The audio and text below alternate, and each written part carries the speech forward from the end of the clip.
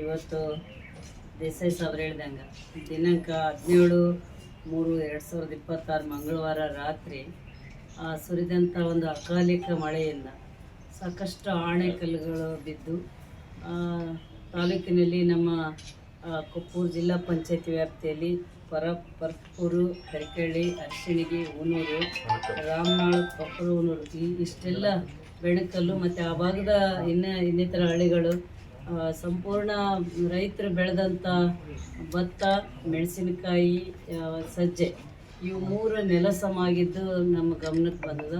ನಾನು ಕೂಡ ತಕ್ಷಣ ಆ ಒಂದು ಮಳೆಯಿಂದ ಏನೇನು ಹಾನಿ ಆಗಿದೆ ಅಂತೇಳಿ ಸಂಬಂಧಪಟ್ಟ ಇಲಾಖೆಯವರಿಗೆ ನಾನು ಮಾಹಿತಿ ತರಿಸ್ಕೊಂಡಂಥ ಸಂದರ್ಭದಲ್ಲಿ ಅವ್ರು ಕೊಟ್ಟದ್ದೇನಂತಂದರೆ ಅತಿ ಹೆಚ್ಚು ನಮ್ಮ ಪರ್ತಪೂರು, ಕರಿಕಳ್ಳಿ, ಊನೂರು, ಅರಶಿಣಗಿ ಈ ಭಾಗದ ಒಂದು ರೈತರಿಗೆ ಭಾಳ ನಷ್ಟ ಆಗ್ಯದ ಮೇಡಮ್ ಅಂತ ಅವ್ರು ಹೇಳಿದ ಮೇಲೆ ನಾನು ಕೂಡ ನಿನ್ನೆ ಅವ್ರನ್ನ ಕರ್ಕೊಂಡು ಎಲ್ಲ ಅಧಿಕಾರಿಗಳನ್ನು ಕರ್ಕೊಂಡು ಕೃಷಿ ಇಲಾಖೆಯವರು ಮತ್ತು ತಹಸೀಲ್ದಾರ್ ಅವರು, ಅಗ್ರಿಕಲ್ಚರು ಇವ್ರನ್ನ ಜಂಟಿಯಾಗಿ ಕರ್ಕೊಂಡು ಹೋಗಿ ಖುದ್ದಾಗಿ ನಾನೇ ಸ್ಥಳ ಪರಿಶೀಲನೆ ಮಾಡಿದ ಸಂದರ್ಭದಲ್ಲಿ ಅಲ್ಲಿ ರೈತರ ಗೋಳು ನೋಡೋಕ್ಕಾಗಲಿಲ್ಲ.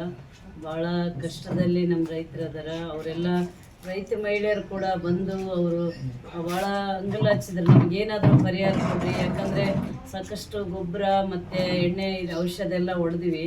ಈಗ ಅವರು ಮತ್ತೆ ಕೇಳಿದ್ರೆ ಕೊಡೋಕ್ಕೆ ದುಡ್ಡಿಲ್ಲ, ಎಲ್ಲ ನೆಲಸಮ ಆಗ್ಯದ ಅನ್ನೋದು ನಾವು ಕೇಳಿದರೆ ಭಾಳ ರೈತರು ಸಂಕಷ್ಟದಲ್ಲೇ ಇದ್ದಾರೆ.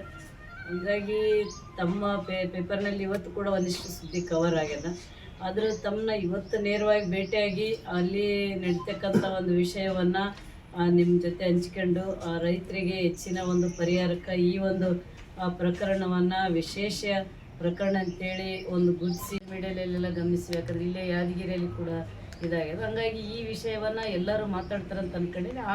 ಅವ್ರು ಮಾತಾಡೋಂಥ ಸಂದರ್ಭದಲ್ಲಿ ನಮ್ಮ ತಾಲೂಕದ್ದು ತೀರಾ ಹಾನಿಯಾದಂಥ ವಿಷಯನ ನಾನು ಕೂಡ ಸರ್ಕಾರದ ಗಮನಕ್ಕೆ ತರ್ತೀನಿ. ಈಗ ರೈತರು ಹೇಳ್ತಿದ್ರು, ಮಹಿಳೆಯರು, ನಾವು ಬಂದುಬಿಡ್ತೀವಮ್ಮ, ಯಾಕಂದ್ರೆ ನಾವು 3 ದಿನದಿಂದ ಊಟ ಮಾಡಿಲ್ಲ, ನಮಗೆ ಸ್ನಾನ ಸಹ ಮಾಡಿಲ್ಲ, ಏನು ನಾವು ಕಳ್ಕೊಂಬಿಟ್ಟಿವಿ ಅಂತ. ಯಾಕಂದರೆ ಲೀಸಿಗೆ ಮಾಡಿದಂಥದ್ದು ಭಾಳ ರೈತರಲ್ಲಿ ಇರೋದರಿಂದ ಅವ್ರು ಕೂಡ ಭಾಳ ಸಂಕಷ್ಟದಲ್ಲಿ ಆದರೆ ಅವರಿಗಾಗಿ ನಾನು ನಿಮ್ಮ ಜೊತೆಲಿ ಇರ್ತೀವಿ ಅಂತೇಳಿ ನಾವೆಲ್ಲರೂ ಅವರಿಗೆ ಅಧಿಕಾರಿಗಳು ಕೂಡ ಭರವಸೆ ಕೊಟ್ಟರು, ನಾನು ಕೂಡ ಭರವಸೆ ಕೊಟ್ಟೀನಿ.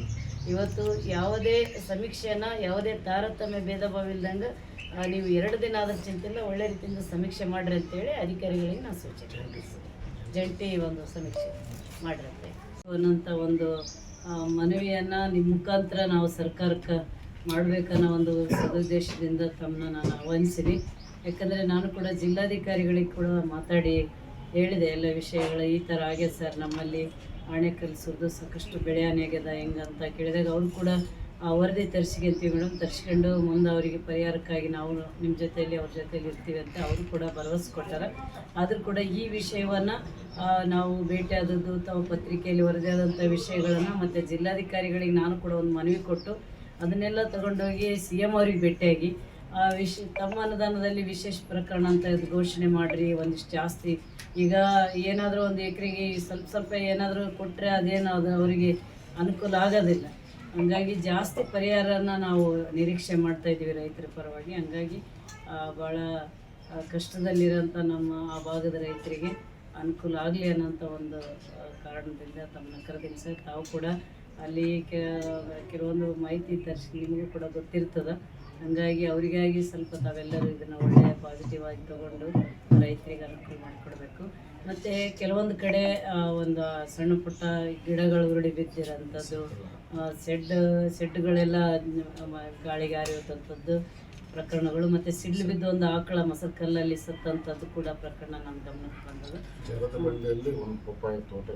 ಜೇರದ ಬಂಡೆಯಲ್ಲಿ ಕೂಡ ಒಂದು ಪಪ್ಪಾಯಿ ತೋಟ ನಮ್ಮ ಚಿದಾನಂದ ಸರ್ ಅವರು, ನಮ್ಮ ಗುರುಗಳವರು, ಅವರು ನಿವೃತ್ತಿ ಜೀವನನ ನಾವು ಕೃಷಿ ಮಾಡಿ ಏನಾದರೂ ಒಂದು ಅದರಿಂದ ಒಳ್ಳೆ ಬೆಳೆ ಬೆಳಿಬೇಕು ಅನ್ನೋಂಥದ್ದು ಅವರು ಮಂದಾಸಿಂದ ಅವರು ಕೂಡ ಎಷ್ಟೋ ಒಂದು 15-10 ಎಕರೆಯನ್ನು ಮಾಡಿವೆ ಅಂತ ಹೇಳಿದರು. ಅಲ್ಲಿ ಕೂಡ ಸಂಪೂರ್ಣ ನಾಶ ಆಗಿದ್ದು ಮಾಹಿತಿ ನನಗೆ ಸಿಕ್ಕದ. ಹಂಗಾಗಿ ಈ ರೈತರಿಗೆ ಪರಿಹಾರ ಸಿಗಬೇಕನ್ನೋದು ನಾನು